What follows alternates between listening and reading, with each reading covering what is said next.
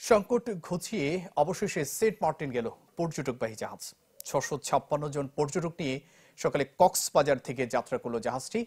সব জটিলতা কাটিয়ে সেন্ট মার্টিন যাত্রা করতে পেরে সন্তুষ্ট পর্যটকরা। কাটলো সংকট।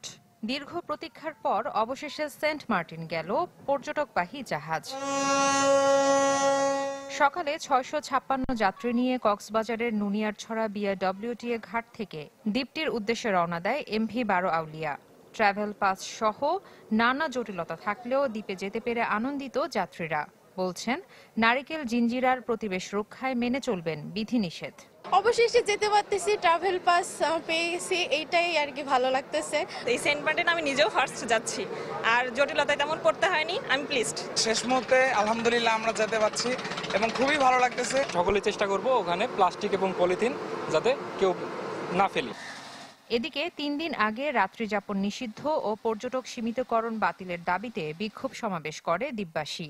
দ্বীপে জাহাজে ঢুকতে না দেওয়ার হুঁশিয়ারি দিলেও সেই সিদ্ধান্ত থেকে সরে এসেছেন তারা।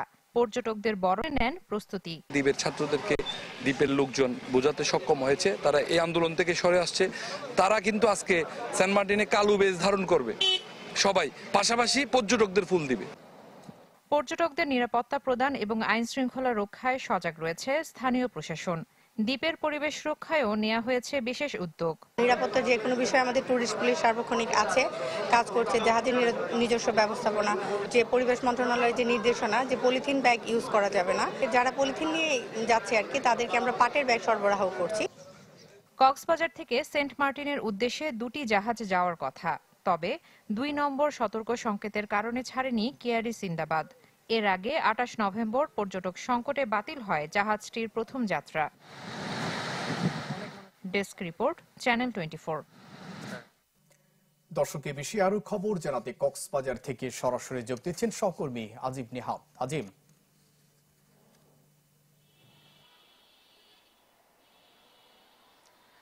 জুবাইর, আজকে কিন্তু 2টা জাহাজের সেন্ট মার্টিন যাওয়ার কথা ছিল। সেই হিসেবে তারা সেই অনুযায়ী তারা যাত্রীদের কাছ থেকে অর্থাৎ পর্যটকের কাছ থেকে বেশ সাড়াও পেয়েছিলেন। এর মধ্যে গতকাল রাতে হঠাৎ করে কেয়ারি সিন্দাবাদ যেটি রয়েছে সেটি তাদের যে কর্তৃপক্ষ রয়েছে তারা জানায় যে তাদের নিরাপত্তা সংকটের কারণে তারা আসলে সমুদ্রে যে সিগন্যাল চলছে সেই সিগন্যালের কারণে তারা যেতে রাজি হচ্ছেন না। পরে আজকে সকালে যেই মন্ত্রণালয় থেকে যে গঠিত কমিটি রয়েছে সেই কমিটির উপস্থিতিতে তারা সেই যে বিধিনিষেধগুলো দেওয়া হয়েছে সেগুলো প্রতিপালন করছে কিনা সেগুলো যাচাই বাছাই শেষে আজকে সকালে বারাউলিয়ার নামে যে জাহাজটি রয়েছে সেটি কক্সবাজারের বিআইডব্লিউটিএ ঘাট থেকে রওনা দিয়েছে।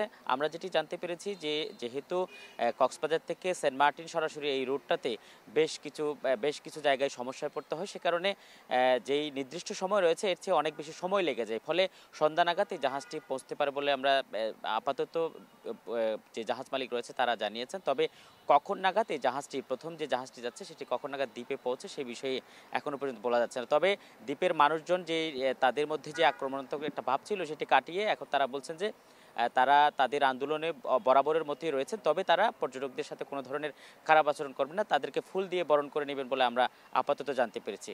জুবাইর। আজিম, ধন্যবাদ আপনাকে। দর্শক, সেন্ট মার্টিনে জাহাজ চলাচলের খবর জানাতে কক্সবাজার থেকে যুক্ত হয়েছিলেন সহকর্মী আজিম নিহাত।